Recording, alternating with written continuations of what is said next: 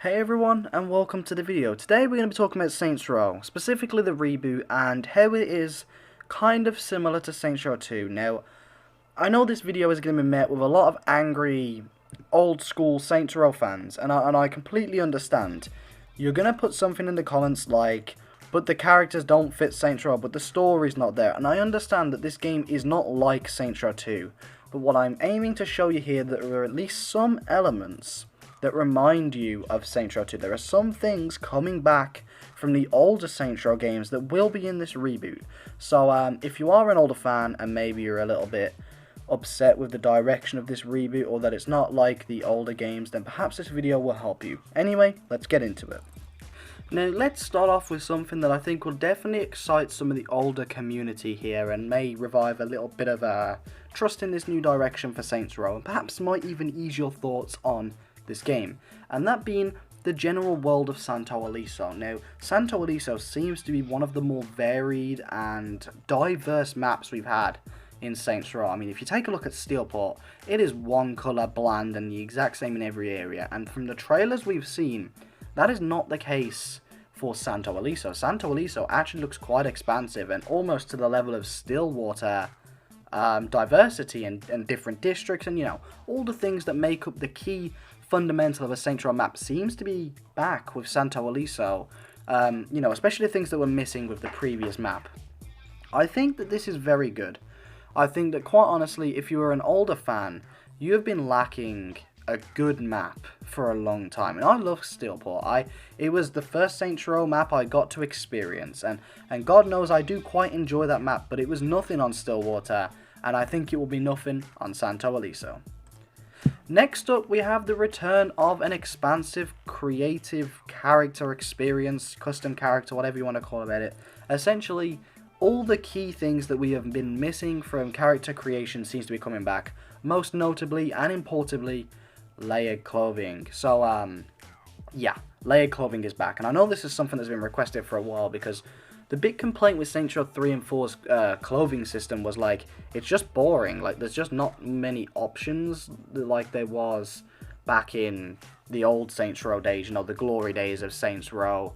It's clear to see there was an obvious downgrade with clothing, and that was actually something due to the skeletons they were using for the character models. Apparently they wanted to use different skeletons for male and female, but the problem with that is by adding layered clothing, for some reason it wouldn't work with, like, animation. It just made their jobs a lot harder with animation or something. That was apparently the reason. There is a clip out there, I'm sure you can Google, like, it's a Saints Row 4 interview with Steve Jarros, and he explains essentially why there was no layered clothing in Saints Row 4. But it also applies for 3, and it was something to do with the engine limitations of having certain clothing types fit the characters the way they wanted to.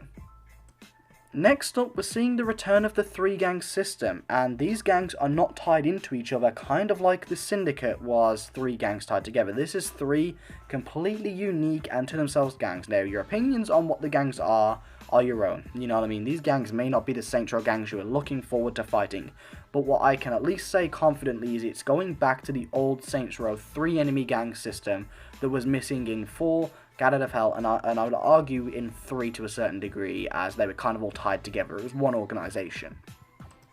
Now, this next point is going to mainly apply to Saints Row 4, and not being like Saints Row 4, so, I mean, you can kind of bundle 3 in this one, but I think it's worth talking about. We're going to be saying goodbye to the whole goofy superpower thing, and I know that that was only there for the previous 2 Saints Rows, Get Out of Hell and 4, but it was annoying, I think we can all say that much, and it wasn't what Saints Row is, and I mean, surely, if you're an older fan, you can at least appreciate this game for not having crazy superpowers and being really not Saints Row when it comes to its actual gameplay. This game's gameplay, at least, seems to be returning back to the roots of Saints Row, and while it's not identical to the previous games, I think it's a lot more close to the previous first 2 games than it is with the 4th game, and I mean, I'd say it kind of borders on the line of 3, so I mean, that's at least something that can somewhat restore a bit of faith in this game's gameplay for you, I hope. This last one, or well, this one of the last ones, is kind of a theory, so hold up and let me explain this. So, Volition have put a job listing for multiplayer workers, essentially. They want people that can work on the multiplayer side of an upcoming game. Now, think about this being tied into the fact that Saints Row has a delay. Now, I say upcoming game, I just say a game at Volition. It could be this upcoming game. So, Saints Row has had a delay, and then all of a sudden, they are looking for multiplayer devs, okay? They want people to develop a multiplayer experience for a game. I'm going to just go out on a limb here and take a risk and say that they may be using some of this delay time to look into making a multiplayer for Saints Row. Now, this is a bit, tinfoil hat era, AJ.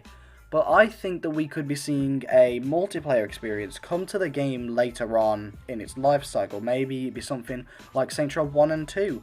Maybe it could even be something like GTA Online's multiplayer, which I actually think would be a very good thing for Saints Row, as it would keep it kind of alive and content flooding the games.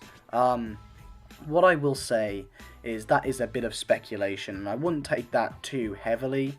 But, I mean, the evidence is there to say that they could be working on something like that, so let's just hope that that's true, you know what I mean? And the actual last one is, this is an origin story, which takes us back to the very first Saints Row game. Instead of and it takes us back to the second one, actually, now I think about it. Sorry for interrupting myself there. Instead of you joining the Saints, we form the Saints, which is actually what we did in Saints Row 2. But alongside that, you have no gang experience before. You were just, doing the bare minimums to pay rent and, as cringy as it is, pay off your student loans. Ugh. But I think it is important to realize that these sort of characters, while not being Saints Row material, could be telling a Saints Row story. I mean, this is an origin story of a gang called the Saints that will be going against 3 rival factions. That sounds kind of Saints Row, and while it's not perfect, I think it's the best we can hope for. You know what I mean? Let's hope that this is a kick-ass origin story where 4 nerds get in over their heads and start a gang and actually become Saints material. Let's hope, let's pray, and let's wish. Anyway, thank you all for watching. I hope that if you're an older fan, some of these ideas may have got you slightly on board with the new direction of Saints Row. I don't know anymore. Yeah, thanks for watching. Hopefully you won't get too mad at me. See ya.